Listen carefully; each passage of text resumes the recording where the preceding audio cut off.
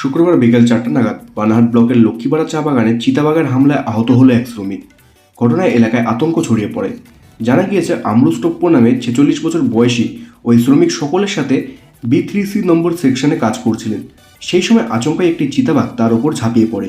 এটা দেখে অন্যান্য শ্রমিকরা চিৎকার চেঁচামেচি শুরু করলে চিতাবাঘটি ভয় পেয়ে আমরুজ টপ্পোকে ছেড়ে পালিয়ে যায়।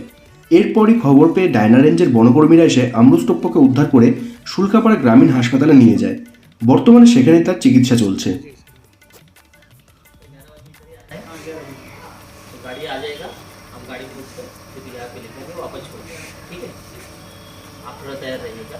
वो पेपर साथ ओके, एकदम संभला के रख दे, नहीं रोगे ना, एकदम फोटो खींच दे तू।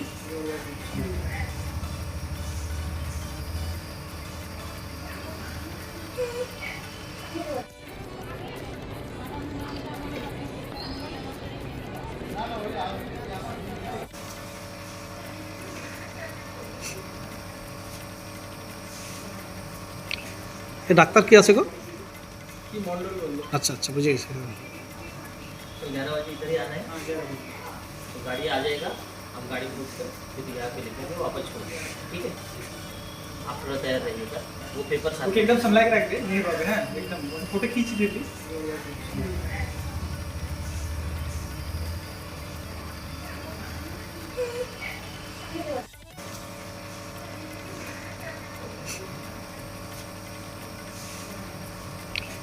এ ডাক্তার কি আছে গো?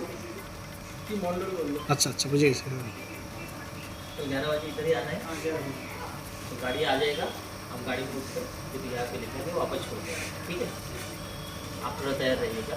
वो पेपर साथ ओके, एकदम संभला के रख दे, नहीं रोगे ना, एकदम फोटो खींच दे तू।